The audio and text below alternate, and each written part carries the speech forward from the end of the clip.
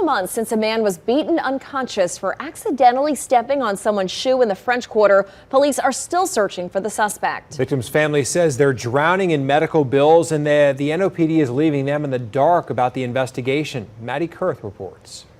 For nearly 2 months, there's been an empty seat at the bar top of Checkpoint Charlie on Esplanade.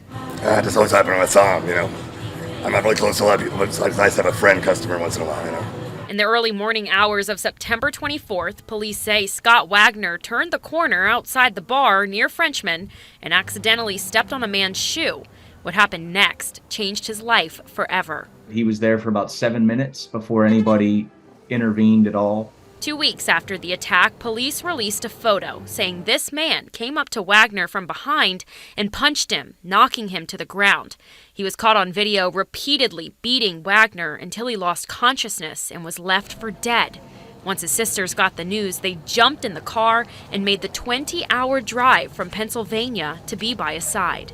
He was brought in with traumatic brain injury that they scaled at roughly 1 to 5, 5 being the worst injury you could have. And she was told that he was at a 5 when he came in. Wagner came to New Orleans for a fresh start. His family business gave him extensive restaurant experience. He got a job in the Quarter and struck up conversation wherever he went. He was really funny.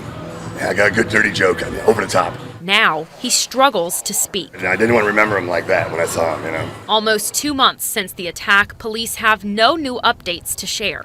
Wagner's family says they're frustrated by a lack of communication from the investigators. It's probably been about 2 weeks since we've heard anything at all. We were kind of told in so many words it's too late by the detective. Wagner has extensive rehabilitation on the horizon, and the medical bills are adding up.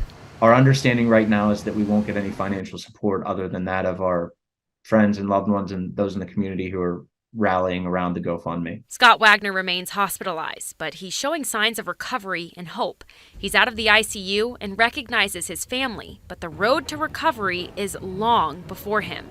Some are now calling attention to the persistent violence at the end of Frenchman. That kind of thing happens on this corner all the time. That's late night, people get crazy.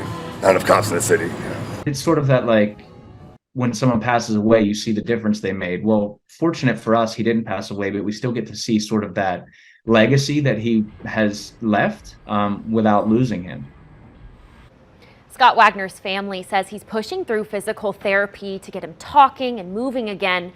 Police say they are still working to identify the suspected perpetrator and accomplice. If you can help, call Crime Stoppers at 504-822-1111. Lee?